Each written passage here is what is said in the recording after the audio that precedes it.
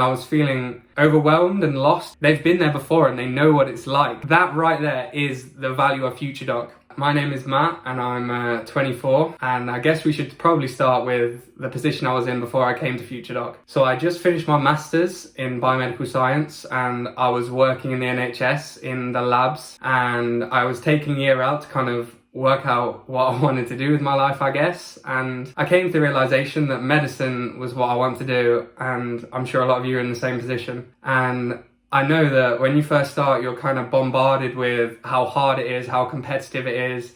It's so difficult, all the exams you have to do, etc., etc. And it can be very disheartening. It certainly was for me, and it can leave you feeling like you've got an insurmountable task in front of you, I guess. And I mean, that's kind of true. I mean, I'm not going to lie and say medicine is easy. It's difficult and it is a struggle and it's hard, but if it's actually what you want to do, then the struggle and the fighting is worth it. And from my experience, there's no one better to fight with you than the people at FutureDoc. So in terms of why I joined the FutureDoc program, I found them through Ash's YouTube videos, which even if you don't join the program, they're free and you should definitely check them out. A lot of good stuff, makes the process a bit less confusing if you're just starting. And those videos came to me at a time when I was feeling overwhelmed and lost by the process, I guess, and it kind of put me on a path and actually gave me some kind of roadmap to succeed. And I guess that's what I was looking for, and that is why I decided to pursue FutureDoc further, because that kind of organization, staying on task and kind of laying out a plan that you can actually follow and focus on, I think is so essential to succeeding. And yeah, I definitely think you should watch those videos if you are considering applying, because that's a great way to start.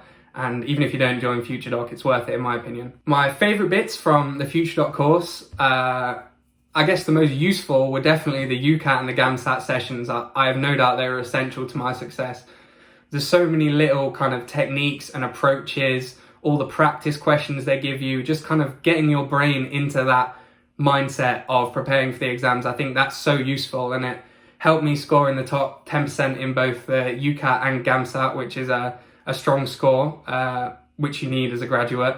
And I do believe that the skills that the FutureDoc course gave me were essential in this success, and I can't express how grateful I am for all of that they gave me and helping me to succeed. And then secondly, another thing which was probably the most useful is the tutorials I had, and I have no doubt that was key to my success. My tutor, Charlie, was amazing. I couldn't have asked for anyone better. She pushed me when I needed it, supported me when I needed it. She kind of gave me the roadmap to succeed. She kept me on track. She also told me to take breaks for myself, which can be difficult when you've got this big task in front of you and you're kind of fighting to get into medicine. It's difficult to remember to kind of make time for yourself, but she was always there to tell me that, and I do think that was useful.